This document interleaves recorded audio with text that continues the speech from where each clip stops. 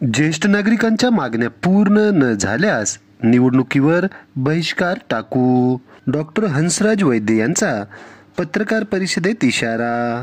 याबाबत सविस्तर वृत्त असे की ज्येष्ठ नागरिकांच्या प्रलंबित मागण्यांसाठी येत्या 12 ऑक्टोबर रोजी नांदेड येथील नवीन कवठा येथे लक्षवेधी मागणी महामेळावा आयोजित करण्यात आला आहे. उत्तर मराठवाडा प्रादेशिक विभाग महाराष्ट्र ज्येष्ठ नागरिक महासंघ फेस्कॉम नांदेड यांच्या वतीने जागतिक ज्येष्ठ नागरिक दिनानिमित्त हा महत्त्वाचा मेळावा आयोजित करण्यात आला आहे.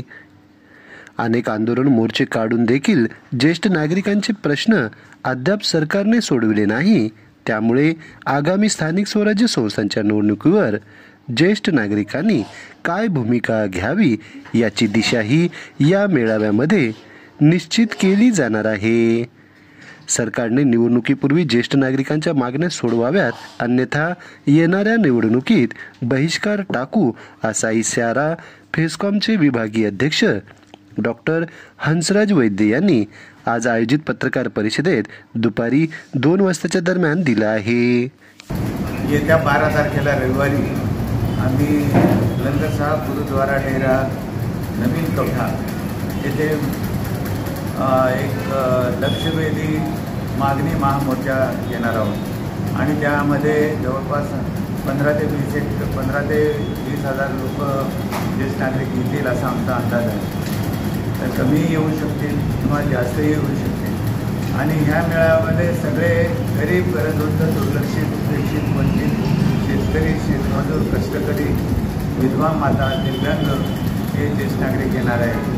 आणि आम्ही शासनाला विनंती करतोय वारंवार की आमच्यासारख्या श्रीमंत डॉक्टर, इंजिनियर, वकील, प्राध्यापक किंवा कुठलेही म्हणजे पैसे ज्यांना मिळतात असे उद्योगपती 100 नाही 125 वर्ष जरी जगले तरी त्यांना 5 पैसे देऊ नका, पण गरीब गरजवंतांना तुम्ही द्या. आणि तेही इतर राज्याप्रमाणे, आमच्या शेजारी राज्याप्रमाणे, जसं आंध्र प्रदेश, कर्नाटक, तेलंगणा, गोवा, दिल्ली, झारखंड, उत्तर प्रदेश, उत्तरांचल, हरियाणा, पंजाबमध्ये नवीन तयार झालेल्या राज्यामध्ये सुद्धा मानधन देतात. पण महाराष्ट्रामध्ये कसलंच मानधन दिलं जात नाही. अत्यंत 2ची रोटी आणि 2चा चहा सुद्धा मिळत नाही, एवढी परिस्थिती अत्यंत वाईट आहे. ज्येष्ठ नागरिकांच्या मागण्या मान्य नाही झाल्या तर येणाऱ्या निवडणुकीमध्ये बहिष्कार. आणि आमच्या ह्या जर मागण्या मान्य नाही केल्या, साधारण मागण्या आहेत आमच्या, वय वर्ष 60 ग्रेड करा, आम्हाला महिन्याला मानधन 5,000 ते 7,000 द्या, आमच्या त्यांना राष्ट्रीय संपत्ती म्हणून जाहीर करा, त्यांना त्यांच्यातूनच एखादा आमदार, एखादा खासदार तुम्ही वर घेण्याचा किंवा नेमणूक करण्याचा तुम्ही धोरण ठरवा आणि त्यांच्यातून हे जवळपास 20% आमचा ज्येष्ठ नागरिक समूह असू शकतात. त्यांच्यातून त्यांचा एखादा मंत्री किंवा त्याचं खातं वेगळं करा, ज्येष्ठ नागरिक मायबाप खातं, आणि त्यांचा मंत्री नेमा, म्हणजे त्यांचे प्रश्न सुटतील. 15-20 वर्षापासून आमचा कुठलाच प्रश्न सुटत नाही, प्रश्न लवकर सुटतील असं आमचं त्यांना विनंती आहे. आणि ते जर नाही ऐकलं तर आम्ही येणाऱ्या निवडणुकामध्ये त्या स्थानिक स्वराज्य मतदारसंघ ज्या निवडणुका आहेत त्याच्यावर आम्ही बहिष्कार टाकू.